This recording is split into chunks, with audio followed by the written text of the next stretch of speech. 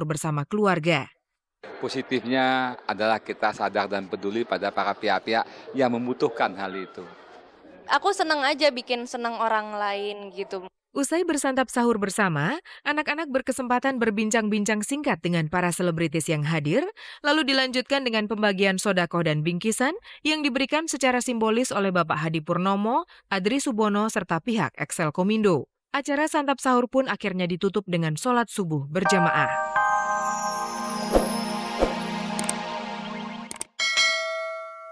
Ikuti hal yang sama?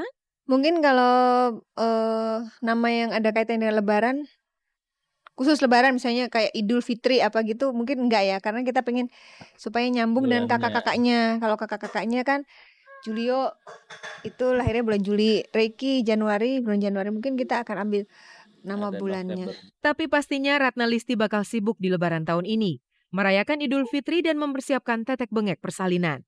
Ratna punya cara untuk mensiasatinya.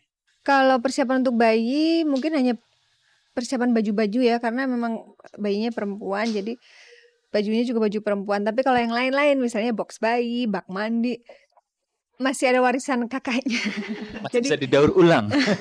Tapi kalau misalnya persiapan Lebaran ya kita udah mulai pesan-pesan kue.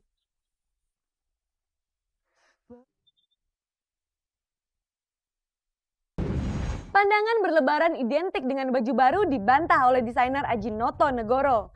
Menurutnya, busana yang telah ada masih dapat digunakan dengan menambah aksesoris lain sehingga dana untuk busana baru digunakan untuk keperluan lainnya.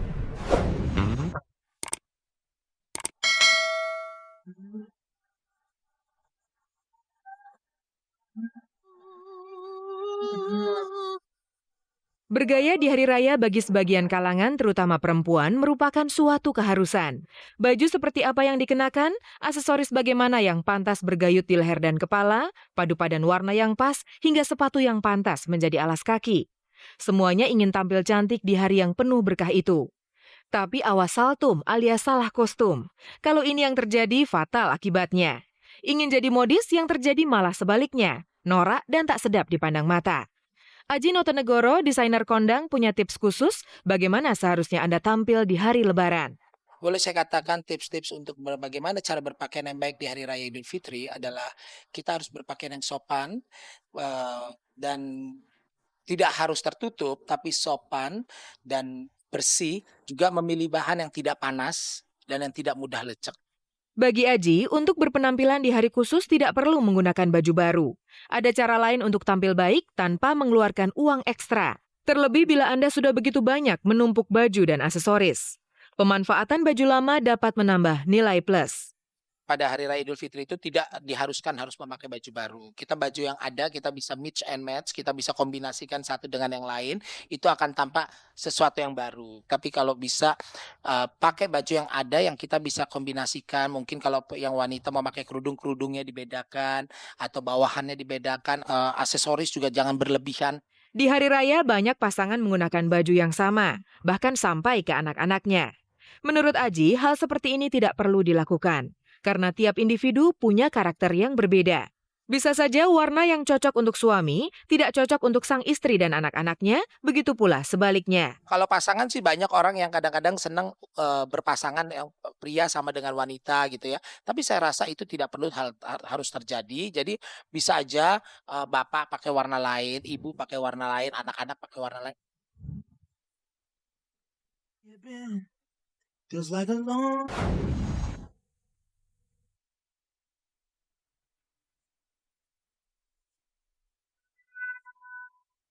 Hari raya ternyata mendatangkan rejeki buat Yohanes.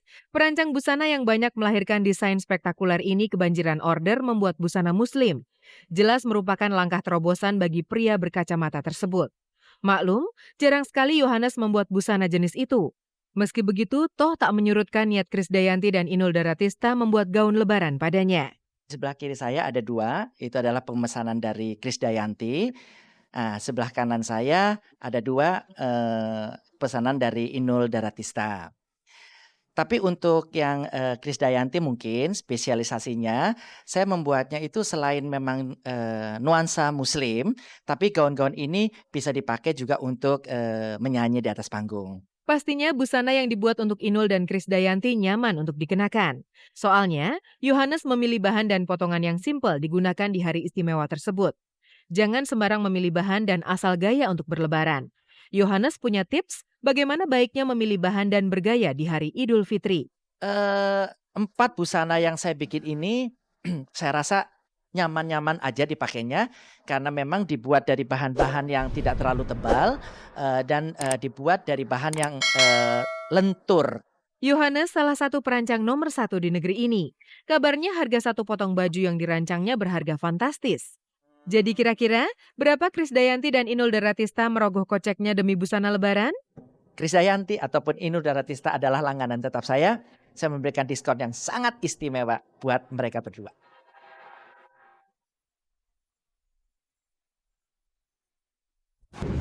Pemirsa, Anda masih bersama Kabar Kabari, spesialis penyaji kabar seputar dunia artis, tokoh, dan gaya hidup. Berikut beberapa kabar pendek yang kami persiapkan hanya untuk Anda.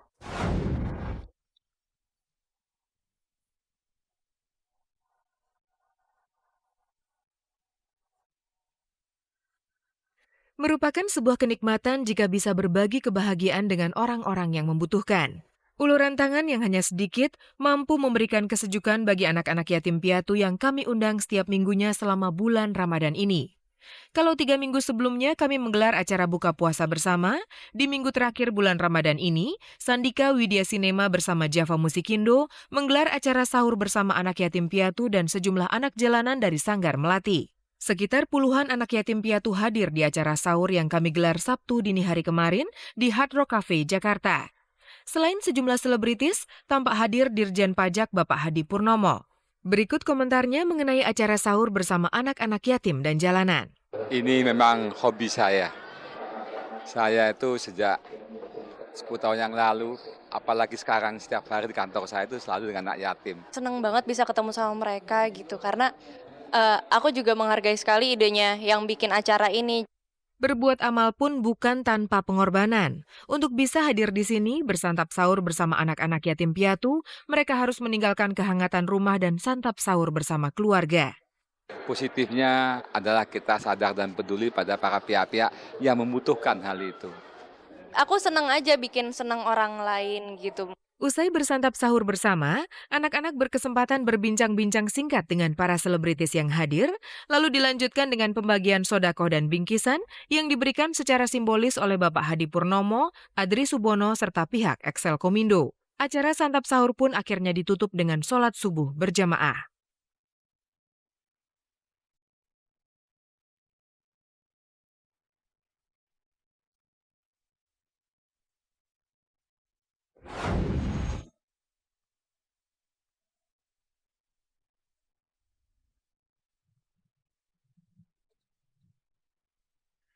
Tak terasa bulan Ramadan tinggal 3 hari lagi. Di sisa hari bulan puasa ini, umat muslim semakin giat berlomba mencari kebaikan, beramal, serta berdoa guna mendapat pahala sebanyak-banyaknya. Hal yang sama dilakukan oleh para selebriti yang bekerja di dunia hiburan, bekerja sama dengan Patriot Bangsa Bekasi, mengadakan acara pemberian santunan sebanyak 1.500 sembako dan bantuan 1 unit mobil ambulans kepada warga yang bermukim di sekitar tempat pembuangan sampah Bantar Gebang Bekasi pada hari Minggu kemarin. Acara ini sangat berarti banget buat mereka yang membutuhkannya.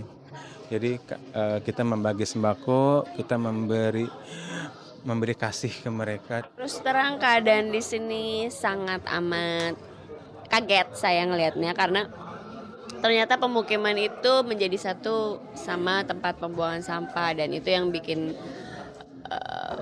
aduh gitu, kasihan banget sih.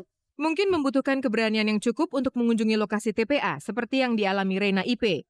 Pengantin baru ini rupanya tidak kuat dengan bau sampah yang membusuk. Saya itu bukannya jijik, bukannya apa-apa, tapi saya ini nggak kuat bau. Saya itu kalau mau bau pasti pingsan. Karena saya minta maaf banget, saya nggak kuat bau. Itu aja. Kalau masalah jijik dan lain-lain, saya bisa cuci tangan, pakai antibakteri dan lain-lain. Tapi kalau bau itu saya pusing, nggak kuat gitu.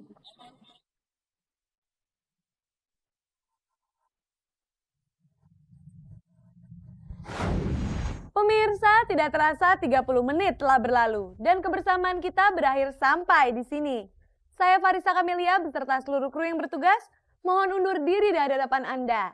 Jangan lupa saksikan terus Kabar-Kabari setiap hari Senin, Kamis, dan Minggu pukul 4 sore hanya di stasiun kebanggaan milik kita bersama, RCTI, selalu di hati, selalu di nanti.